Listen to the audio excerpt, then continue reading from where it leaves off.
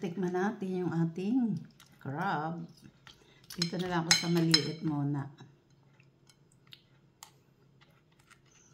Lagyan natin ng konting sauce.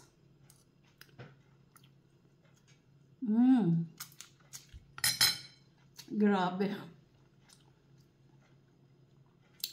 Grabe. Sobrang sarap. Grabe. Sarap. Today magluluto tayo ng crab. So ayan, na open ko na pero marami siyang sabaw. Kaya ilalagay na natin dito. Sayang yung sabaw. Gagawin kasi nating sauce. Yung natutunan ko lang yung lutong yun dun sa amo kong Chinese. So ayan. Huwag nating aksayahin yung mga sauce niya. Ayan. Lagay muna natin sa isang lalagyan. Ayan. So, tapos lahat ng mga aligay kukuhain natin. Yan. Lagay na rin natin lahat dyan. Ang dami. Diyos ko, napakalinamnam nito pag naluto natin. Napakasarap. Lahat dyan ilalagay na natin dyan. Tapos, so, hugasan pa rin natin ng konti kasi ang dami pang laman. Ang dami pang sauce.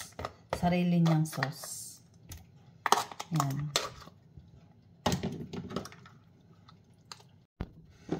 At dahil malaki, hahati-hatiin na lang natin. Yan. Ito okay na yan. Yan. Okay na siya. Isama na natin dun sa ating sauce. Yan. Tanggalin na natin. So, ngayon yung sipit naman atin ng hindi ko sure kung kakayanin ko. Kailangan, anuhin natin, pisain na natin para hindi na tayo magpupok-pok pagkain natin. Pero ang tigas. Pero may pang alternative naman tayo. Pokpokin natin. Ayan. So, yan.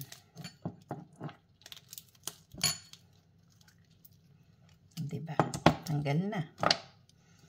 So, madali na siyang kakainin. Ayan. Ganun din dito. Ito naman yung ating mga kakailanganing sangkap para sa ating crab with oyster sauce. So, meron tayo ditong oyster sauce, garlic, onion, pepper, konting chili, tapos yung ating tomato, ketchup, meron din tayong egg. So, dito sa ating kawali, naglagay na tayo ng butter, konting butter, tapos lagyan din natin ng konting oil.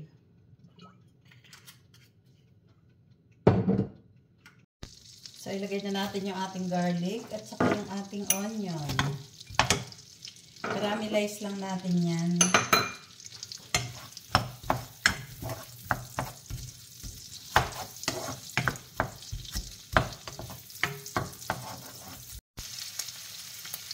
Pag ganyan nag-translucent na yung ating garlic o naaamoy na natin, lalagay na natin yung ating sauce. Yan. Yung sauce ng ating crab.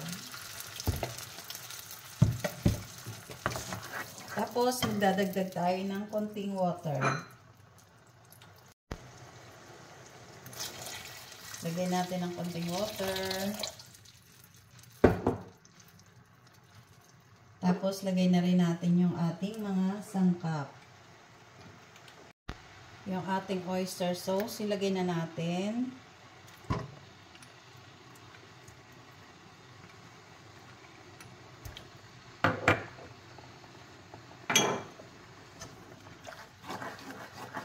Haluin lang natin mabuti.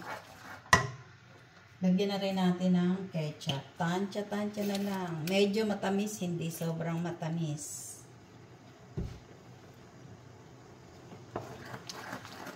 Pwede rin po kayong magsama ng kamatis dito pag nagisa kayo. Sa ngayon wala akong kamatis. So, pwedeng igisa yung kamatis kasama ng sibuyas.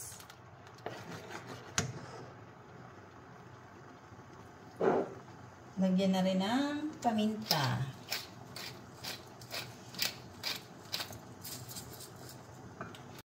Lagyan din natin ng konting salt. Tikim-tikim na lang.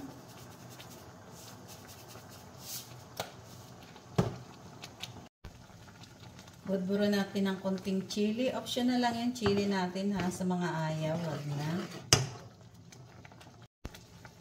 So, hinaan natin yung apoy kasi baka matuyo kaagad yung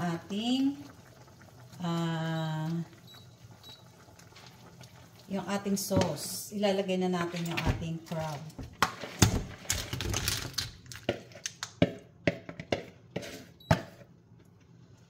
Kasi yung crab ko, nahalabos na yan. Pero kung hindi pa naman nahalabos, pwede rin diretso gisa. So, ayan makikita nyo, ang lapot na ng ating crab, yung ating sauce, malapot na. So, titikman lang natin yan dun sa tamang timpla natin. So, ngayon nilakasan ko ulit yung apoy natin kasi medyo pakukuluin natin. Pakukuluin natin yung ating sauce para mailagay na natin yung egg. Dahil nga luto na yung ating crab. Pagka hilaw naman yung lulutuin nyo, damihan nyo ng sauce para yung kukunti na yung sauce, luto na, siguradong luto na yung ating crab. Saka natin lalagay yung ating egg.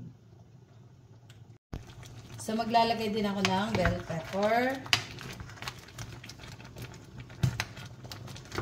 Yan, para may gulay naman ng konti. Optional din yung bell pepper. Kung wala, huwag nang ilagay kasi medyo mahal sa Pilipinas ang bell pepper. Pero kung dito, hindi naman.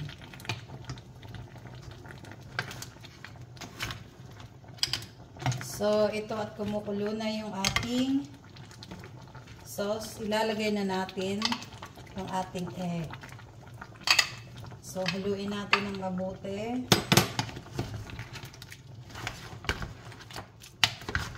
Kasi ito yung magpapalapot sa ating sauce. Pagkulo ng madalian, hindi natin kailangan mabuo yung mga egg. So, ayan. Pakukuluin lang natin ng konti, saglit. Ayan, kumukulo na. So, pwede na nating patayin kasi maluluto na rin ulit yan sa init niya. So, okay na siya. Okay na at may masarap na tayong crab with oyster sauce. Ayan, pinatay na natin. Off na natin yung ating kalan. Tanggalin na rin natin sa kalan para hindi na siya magdagdag ng init. So, ito, luto na yung ating crab. Nakita nyo naman, Diyos ko, sobrang ganda, sobrang sarap nito. Sauce pa lang ulam na kahit din mo na matikman yung mismong crab. So, tikman natin yung ating crab. Dito na lang ako sa maliit muna. Lagyan natin ng konting sauce.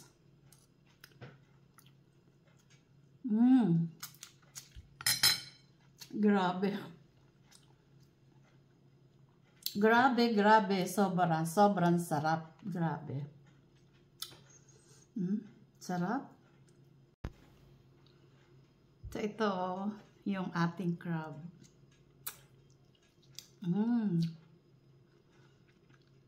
Sobrang sarap. Bakit ba tatlo lang ang kinuha ko? Ang dami-dami. Tapos 1 kilo, ano lang, sa peso, 300. Ganyang kalaki yung crab. Daming laman niya, oh. Hindi siya yung maalige, yung marami sa kanya yung sauce, yung butter. Yung isa lang yung may alige, pero lahat butter na yung marami sa kanya. Sarap. Grabe. Gusto ko pa. Grabe, pati yung sauce, sobrang sarap. Gawin nyo, promise. Masarap to. Natutunan ko sa amo ko to na Chinese. Yung paggawa ng sauce ng crab. Masarap po talaga siya. Hindi mo naman kailangang damihan ng ketchup. Yung oyster, tama lang. Nagpapasarap lang siya.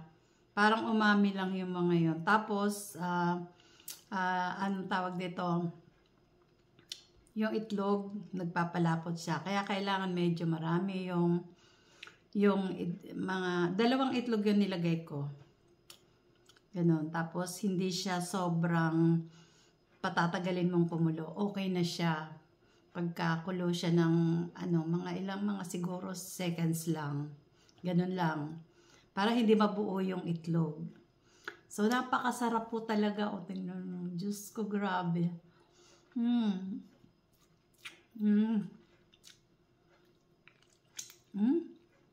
Ang sarap. Grabe. Malasang malasa. Sobra. So, para lagi po updated sa ating mga recipe, just follow and subscribe. Thank you for watching.